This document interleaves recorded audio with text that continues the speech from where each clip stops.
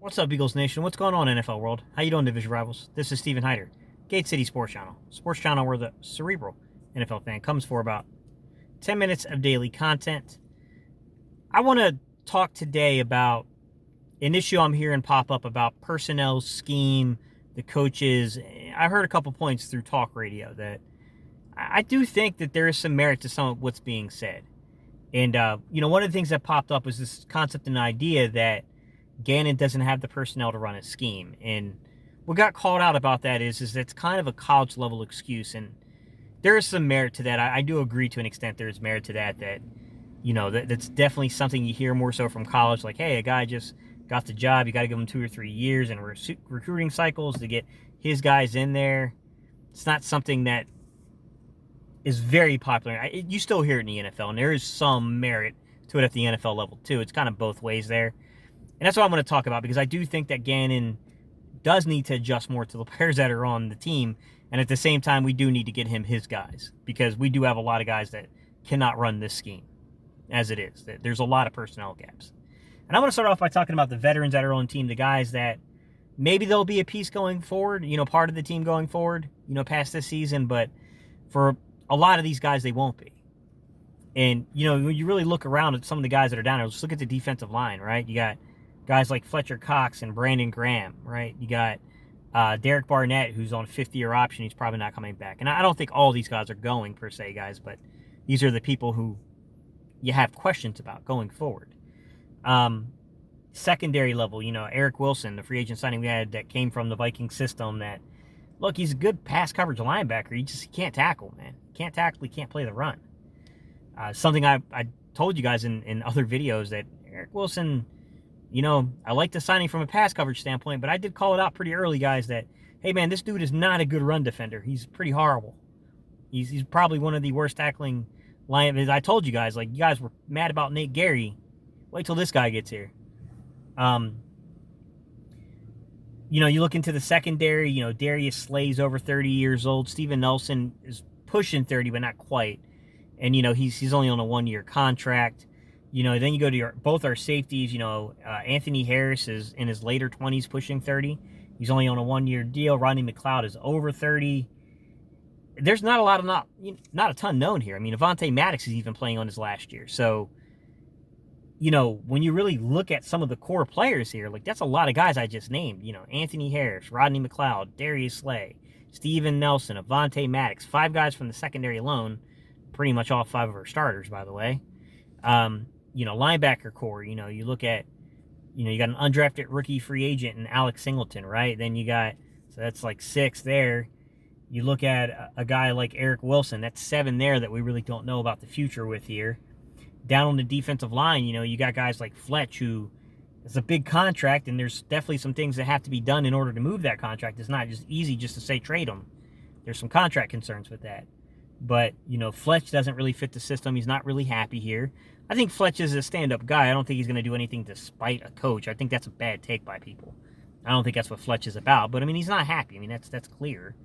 Brandon Graham's, going to be like 34 years old by next season. He's probably still one of the best all-around players you have on this football team. He's definitely a leader. You look at, then I talked about Derek Barnett. Derek Barnett being on the 5th-year option. Ryan Kerrigan was here only on a 1-year deal. Like, it's over 10 guys right there, right from the defense, right from the jump. Then the question becomes, who do you keep out of this group? Do you keep a Rodney McLeod again? He's coming off of 2 ACLs already this late in his career, but when Rodney McLeod is in games, he's just a good football player. Straightforward. I like Rodney McLeod a lot.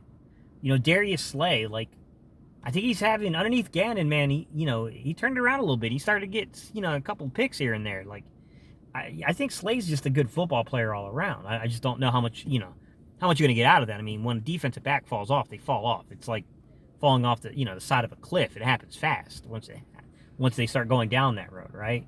Do you re-sign a Avonte Maddox because you already have Josiah Sky here? You drafted Zach McPherson.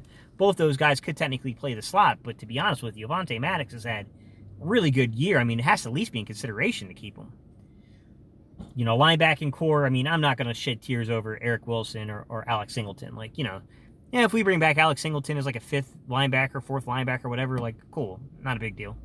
But we got to get better at the linebacker position, so I'm not sweating those. But, you look at defensive line. I mean, we don't have a lot of depth in the interior defense, right? Marlon Tuipulotu is the nose that we got. We don't really have a true nose.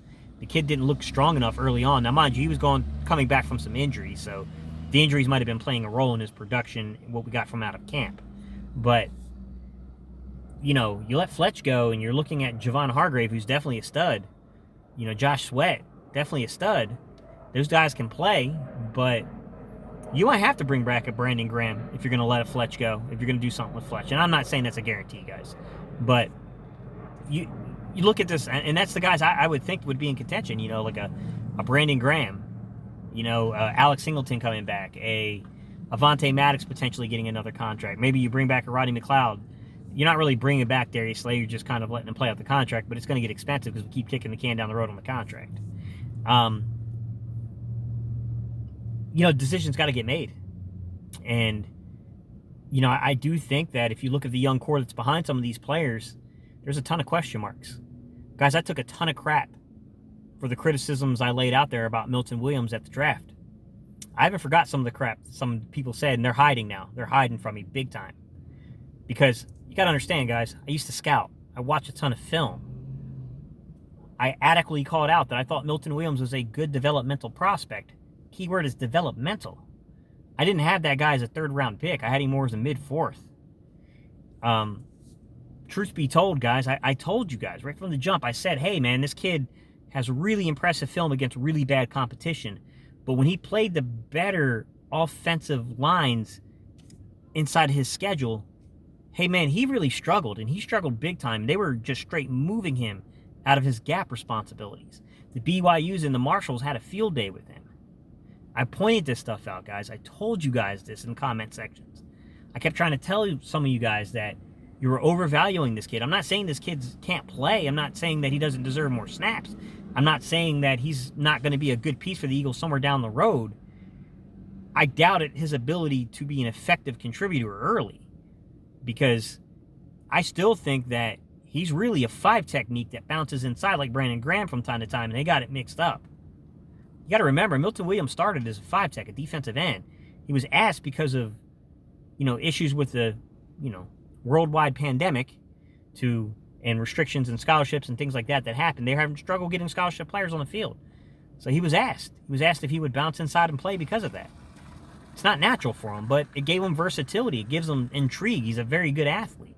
I'm not saying you give up on the kid. I think the kid deserves a shot still, but I told you guys that he was going to struggle against NFL linemen because he was already struggling against the better lines in college, and it might take longer than people want to admit for Milton Williams to come around. The other younger guys, Davion Taylor, I think it's a great decision to keep playing him, giving him more and more reps because he is the closest thing we have to a Darius Leonard in this system, and he's nowhere near it, guys. Don't mistake what I'm saying. He is nowhere near Darius Leonard. Not even close. But he's the closest thing athletically to that. Darius Leonard is a will linebacker that really gets sideline to sideline. He's a very good coverage linebacker on top of that. We really don't have an Anthony Barr on this defense. We just don't. That's a Sam position. We need that big, long, physical Sam linebacker that can cover, because Anthony Barr is a good coverage guy and can really bring the heat, bring the pressure when you bring those A-gap blitzes and stuff like that, and you blitz them off the edges, and also can set the edge as a run defender. We're really missing that. We really are missing that. We don't have anything remotely similar to a Darius Leonard or an Anthony Barr on this defense. We'll see what Patrick Johnson, if he can develop into something that's nowhere near an Anthony Barr, but still respectable and gives you the attributes and the things you need to run the scheme. If not, they're going to be looking for that player. Past that, you got TJ Edwards, who's an undrafted rookie free agent.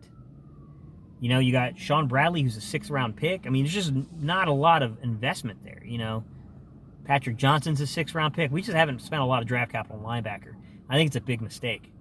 That needs to get addressed. I'm not saying we need to go 1st or 2nd round, but you got to spend more than you've been spending. Davion Taylor is the only premium pick we spent there.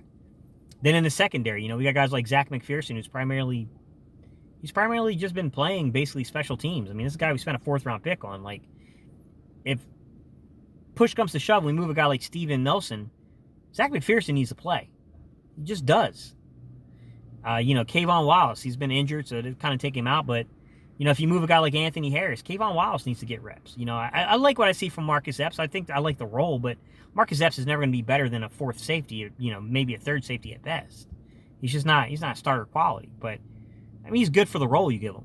He's a good special teams contributor, and I think he can play meaningful snaps if necessary. But he's not a starter. It's just not what he is. I think we got a ton of questions, guys. Outside of Javon Hargrave and Josh Sweat going forward, I really don't know what we have. It's hard to say defensively what this team is, what it will be. I think we're going to see a lot of movement going on in the draft. I think we have to go target guys, spend the draft capital to go get them. Don't wait. Don't be passive. You need to go get your guys. Go snatch them in this draft. It needs to be aggressive. All right, y'all. Appreciate y'all's time and attention, guys. Thank you all for tuning in. Let me know your thoughts down below. I'll see you guys on the next video.